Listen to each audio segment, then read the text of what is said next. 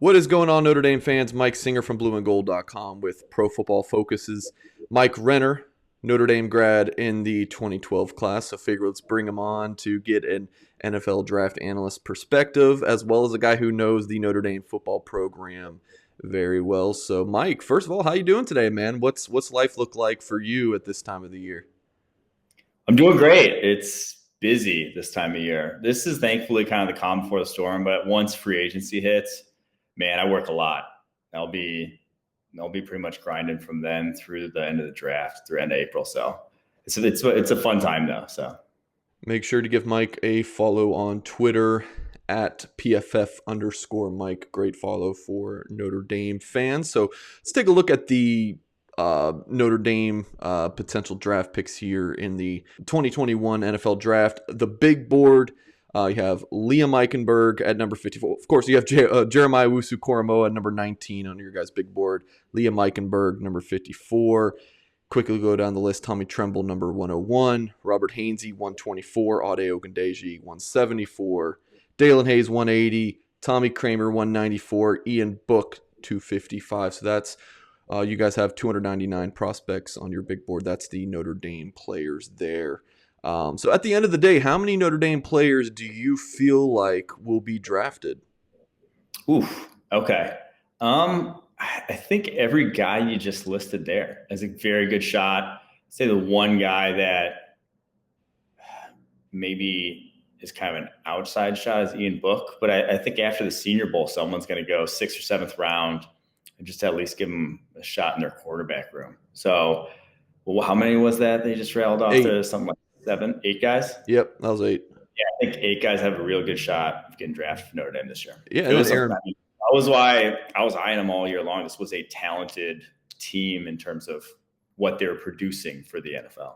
Yeah, then Aaron Banks was the guy who declared early, played at the Senior Bowl, not in your top 300, but I feel like he's the guy who potentially could be a guy who's drafted as well. Let's really dive into the guys at the top of the board. Jeremiah owusu-koramoah, Liam Eichenberg. Again, owusu-koramoah, number 19 on the PFF big board.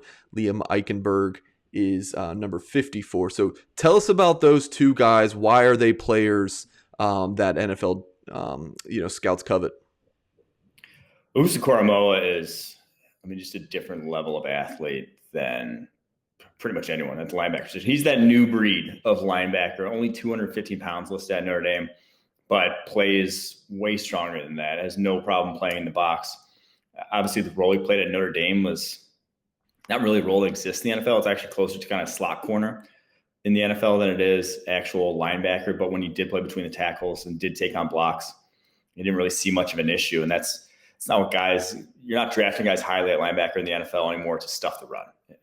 The Manti Te'os of the world are dead and gone at the NFL level. It is the Jeremiah owusu-koramoahs. It's the sub 230 pounders that are what you need. I don't think over the last 2 years in the first round, there hasn't been a linebacker drafted that ran slower than a 4.54. So speed at that position is coveted. owusu-koramoah obviously has that. And I think teams are going to fall in love with just what he can do in coverage. Versatile, can match up with these modern NFL offenses where he can guard a slot receiver, tight end, running back, whatever you want. He can pretty much do. So maybe he's never going to be Luke Kuechly against the run, but he can make some splash plays still. And Liam Eichenberg, a mainstay on the Notre Dame offensive line. Potential first round guy, probably more of a second, but what makes him one of the best tackles in the class? He's just so steady. I think you watch a lot of college offensive tackle prospects, and you're writing in your notes, raw. Technically, hands need work. Pass sets need work. That's not the case with Eichenberg. He's going to come into the NFL, and from day one, you can plug him in at either tackle or guard or wherever we really want, and be confident that you got a guy who can step on that field and perform. And he's not the quickest. He's kind of the opposite of Jeremiah owusu-koramoah. You're not drafting him for his ceiling or what he could potentially be with his athletic traits. You're drafting him because he's already a good football player. He's already a good run blocker. He's already, like I said, solid and steady in pass protection. He's never going to be necessarily, he doesn't look like Tyron Smith. He doesn't look like those guys that are the elite left tackles in the NFL, which is why, he's not going to go where Mike McGlinchey went, who was definitely a little bit more physically imposing offensive tackle. but I think you can get a similarly steady player once you get to the NFL. And we have the opinion here at PFF that you don't need to necessarily be exceptional at tackle to provide a ton of value. You just need to be competent. You just need to be above average. And I think he has a very good shot of being that at the NFL level. So Notre Dame's maybe going to have 7 to 9 players drafted overall. Fighting Irish in the past 3 seasons have made it to the college football playoffs twice. So when you kind of stack up Notre Dame versus some of the other teams that are perennial college football playoff contenders, your Oklahoma, your Alabama, Clemson, Georgia, some of these schools, how does Notre Dame and the raw talent they're putting in the draft compare to some of these other programs? I mean, they're close, honestly. They were, in my opinion, a more talented team than Clemson. The biggest difference this year was the quarterback position. That is where they have fallen behind, which was kind of where they hung their hat on a decade ago. In the Weiss era, beginning of Brian Kelly era, they just haven't had the quarterbacks to compete. And you look at who was in the college football playoffs this past year. You had Mac Jones, you had Trevor Lawrence, and you had Justin Fields. You had 3 guys who are going to go in the top 15 picks. The quarterback position, traditionally hasn't necessarily been super valuable at the college level. You've been able to win without it. I don't think that's the case anymore. I think the way the game has gone, that has to be a priority, and they just have to be better at that position, because I think they've done a great job of getting better athletes in the front 7, getting better athletes in their secondary, and the defensive side of the ball. It's been night and day. Like this past year was the most athletic Notre Dame defense I can remember, but they just have not figured out and gotten that guy at the quarterback position to really take them over the hump. So you think Notre Dame gets, let's say maybe Tyler Buckner is the answer, or one of these other guys, Drew Pine, Brennan Clark. So you think Notre Dame gets the quarterback position right, has a guy who could be picked in a first round kind of player, that they have the talent around him and on the other side of the ball to look, they beat Clemson this past season, of course. Trevor Lawrence didn't play, but you think that they're right there. They're at the door, but not really able to win those games yet. I would say not every year. They are not. They're still not Ohio State. They're still not Alabama. They're not just going to reload. This next year, they are not returning near the amount of NFL talent. You got Kyle Hamilton, and then really that's it in terms of guys who will be highly coveted NFL players after that. So it's not going to be every year, but I think, they've had 2 windows now in 3 years where they kind of crescendoed, on differing sides of the ball, but in terms of the talent that they had to compete at that level. So I do think they are attracting enough, recruiting wise, to be in the conversation. But again, it comes down to quarterback position. If they were attracting that talent and had that blue chip quarterback, they would have looked a lot different over the past few years than, with Ian Book, who's a solid college quarterback, but he's not against a better defense. He's just, he had that one game against Clemson. That's about it. He can hang his hat on him for a real, stud performance in his college career. Let's talk a little bit about Ian Book moving forward. Actually got to interview him, which you can find on our YouTube channel. Great interview Ian Book is. I'm sure he's doing great in, talking with NFL teams, but a fringe draft pick, probably a 6th, 7th round guy. What do your contacts say about Ian Book? What do you think about his pro prospects? So the pros are he's accurate. If he's throwing the ball somewhere, usually he's not waving on it. That's probably his biggest pro at Notre Dame throughout the course of his career. He doesn't turn the ball over, does not put the ball in harm's way that much. That's kind of like where the pros really start to tail off. If you're talking about serious NFL quarterback prospects. If you're not going to be a toolsy prospect, which I don't think he qualifies for whatsoever, if you're not going to be an athlete, he's fairly athletic, but he's not going to be a running threat at the next level. And if you're not going to have a cannon for an arm, you better have on-field performance that's fairly lights out. You better be like Mac Jones, where it's just, getting the ball out of your hand, running that offense like an NFL offense. And with Ian Book, just far too often, the biggest thing with him is just holding onto the ball, and has a ton of clean pockets there at Notre Dame, and just slow to process, slow to get to the open guy, slow to get off, first read when it wasn't there. Got away with it in college because, again, he has that little bit of athleticism, can escape, can make some plays outside the pocket. I just don't see that being the case in the NFL. So he looked fairly good at the Senior Bowl. He impressed me more than I thought he would down there. But you're still talking about where his sort of trajectory is just a guy who would be considered a backup at the NFL, I'd say. I think kind of where the game is at today, that Book can make himself a solid backup career or like a practice guy because, you have quarterbacks that are smaller and mobile, and like Ian Book can go be a practice scout guy for Baker Mayfield or a Russell Wilson or Kyler Murray. Am I crazy here? Or like he can kind of have a niche here as a guy who emulates those kind of quarterbacks in practice.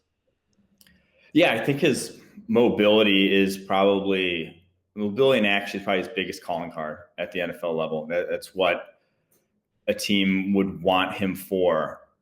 But yeah, he's going to have to catch on in the right situation, basically. I agree with your sort of sentiment there. It's going to have to be behind a guy who plays a similar style of football that you try to emulate with your backup. So there's not a ton of those around the league, but he has an outside shot, I'll say.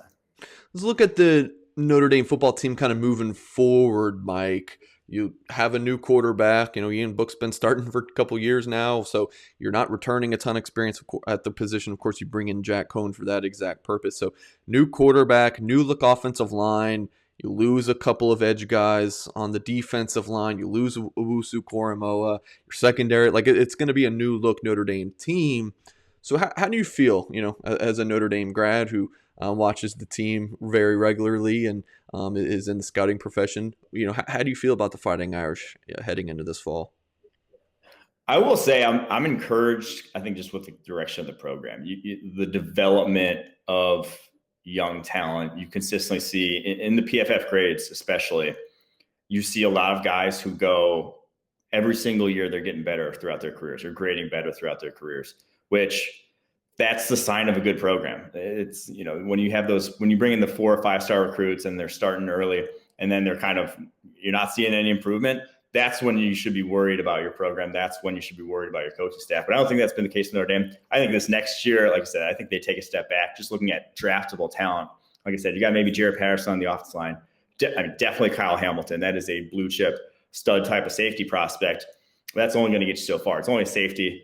Obviously, Michael Mayer is at some point going to be in that conversation, but only a sophomore himself. So really only have that on each side of the ball in terms of guys you feel great about as NFL prospects at this point. And as much as you can kind of fake it with an all-around team to some degree, in today's day and age, if you're competing for college football playoffs, if you're competing for national championships, you got to have those guys. Like you look at where Ohio State and Clemson and Alabama are going to have guys drafted in this upcoming draft.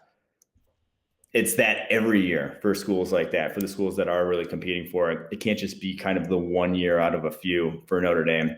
You got to reload it every year. So there's still a tier behind that. But I do think that, like I said, with the way the development's been going in the program, maybe 2021's not the year, but then 2022 could be, with the way they kind of have this pipeline of developing players going. Let's talk a little bit about Kyle Hamilton more in depth. I mean, do you feel like he's got look, we know he's got all the world potential, but like let's talk specifically.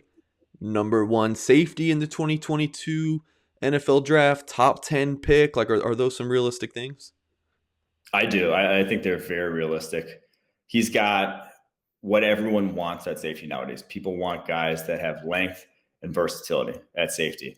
Length to match up with all these athletic tight ends and to get their hands on balls and get pass breakups, which obviously he does. And also, to secure tackles in space, because that's a big part of playing safety in the NFL. And the versatility that, again, offenses are going so multiple in the NFL that you're going to have to match up with a tight ends that split wide and can run routes like wide receivers, guys who run 4-3s coming across the formation at the snap that you then have to completely adjust your defense to when they're motioning to trips. And Kyle Hamilton can do, he can go play man coverage against a tight end on the outside.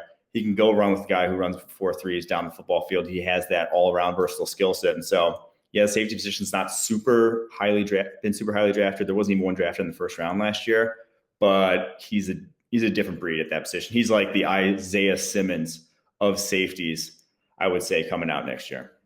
That's Mike Renner, Pro Football Focus. Again, give him a follow on Twitter at PFF_. Mike, appreciate you guys watching this video. Make sure to hit the thumbs up, subscribe to our channel for more content, and we will catch you guys next time.